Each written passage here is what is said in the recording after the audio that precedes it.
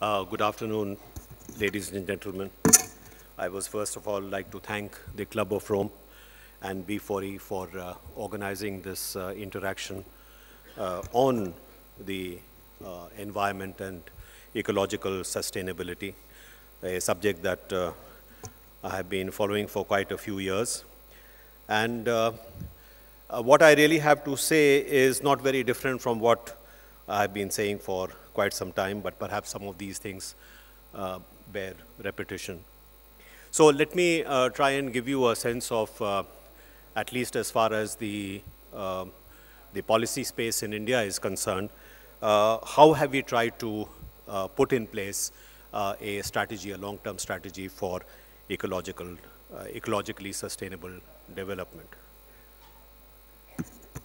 So let me first of all give you a sense of the kind of discussions, the kind of deliberations which took place at a time when India was working to put in place a national action plan on climate change. And as you are aware, this was adopted in June 2008.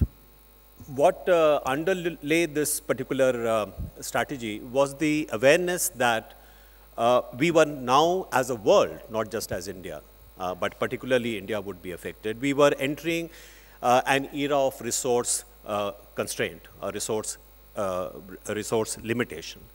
Most dramatically, of course, in the field of energy, but also something which sooner or later would also demonstrate its impact in many other areas of resource requirement. Now, this resource constraint and energy constraint then gets linked up with the challenge of climate change. Now, in our view, when we were formulating the plan, what became very obvious was that energy security and action on climate change were really two sides of the same coin. That if you wanted to address the problem of energy security, the actions that you would require or the policy interventions that you would require were in a sense the same as those which will be required for dealing with the issue of climate change. Because after all, climate change is taking place because of the burning of fossil fuels, because of the unsustainability of the kind of wasteful use of resources that is taking place. And these resources include, for example, water. They include even the air that we breathe around us. So in order to deal with the issue of climate change, the policy interventions that are required are precisely those which also are required for energy security, which means that over a period of time, there is no escape from making a strategic shift from our current reliance on fossil fuels for both production as well as consumption processes to a pattern of development which is essentially based on renewable sources of energy and cleaner sources of energy. There is no escape from that. So that means we have to focus attention. Decisions have to be taken now in order to develop renewable energy, including, of course, solar energy. That for a country like India, a tropical country like India, solar energy has to be part of the long-term solution. But we also have to recognize that that particular shift that we are talking about, the strategic shift that we are talking about, there will be a transitional period where the policy interventions required would be of a somewhat different nature. The policy interventions which would be required would be for making certain that whatever scarce resources you have, you may use them as efficiently as possible and as cleanly as possible. So if you look at the National Action Plan on Climate Change, you will notice that the pride of place is given to the National Solar Mission, because that's the future. But at the same time, the second most important part of that National Action Plan on Climate Change is the National Mission on Enhancing Energy Efficiency. And in that context, virtually across the board, there is an Energy Conservation Act that India has, which has identified 15 very energy-intensive sectors.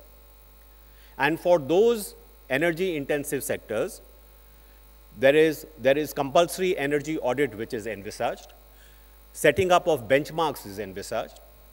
And we now also have what is known as a perform and trade system which has been put in place. That is, those industries which do better than the norm get credits. Those industries which do not come up to the mark, they have to pay a penalty or buy credits from the companies which have, or industries which have done better. So this space is extremely important for the transition. What do we do in order to make certain that that 1 ton of coal, which we'll still be using for the next 20 years, 30 years, produces more power than it does currently, and does so as cleanly as possible? So this is one part of the exercise, the transition, as I mentioned. And in that context, I would like to also mention to you that while we have been focusing attention on energy efficiency for the transitional period and working to increase the profile of renewable energy, such as solar energy, what we have also done is recognizing that coal is going to be the mainstay of our power generation for the next 30, 40 years.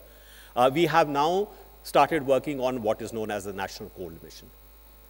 This is being coordinated under the Office of the Principal Scientific Advisor to the government, Dr. Chidambaram.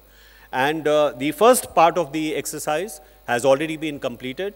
We are in the process of putting in place a prototype 880 megawatt coal-based thermal power plant, which will be using what is known as ultra supercritical technology, which will be raising the efficiency level over 40%, probably 45, 46%, from the subcritical plants, which are ordinarily about 33% or 34%. This will be using technology actually which is available in India, but with our fast breeder reactor program under the Department of Atomic Energy.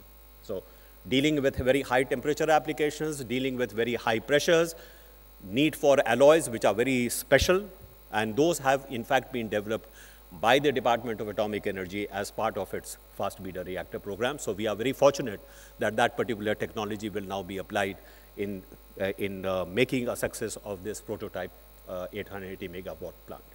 The second part is now under consideration, which is essentially looking at not only gasification technologies and not only for coal, but in fact it's known as the multi-feed gasification project.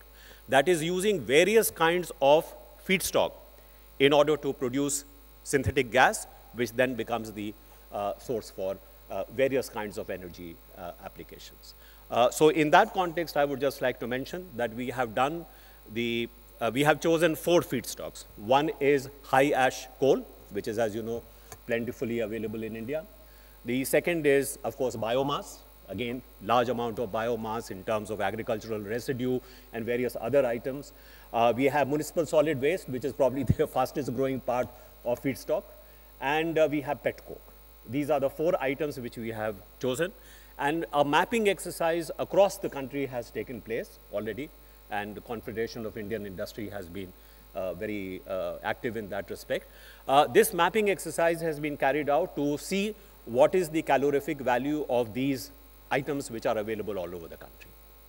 And on that basis, we have one part of the application which is up to 2.5 megawatts, which will be for decentralized distributed applications, including cook stoves, clean cook stoves for household use, reducing indoor air pollution. And the second part is 5 megawatts and above, scalable to about 200 megawatts, which will be for basically utility scale or grid scale power production. So this is the second part that we are working on. And lastly, I would like to mention that we are also involved in an exercise which will look at post-combustion technologies. That is how to use emissions from coal-based thermal power plants to perhaps come up with what may be value-added products. Because carbon sequestration in India has its own challenges, but perhaps it is worthwhile looking at some other economic uses that we can make of emissions. So this is really the picture with regard to policy interventions that are currently taking place. And lastly, I would just like to mention that on the renewable energy front, the National Solar Mission has already attracted a lot of investment because of the very favorable regulatory and incentive framework it has.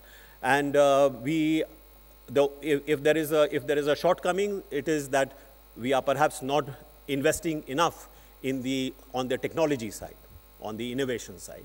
But having said that, the fact is that the National Solar Mission, in fact, is doing very well and is on track to reach the target of 20,000 megawatts capacity by the year 2020, 2022. So I thought I'll give you a sense of where we are. This is something in terms of policy interventions, which I think India has actually adopted a very sensible policy. Thank you very much for your attention.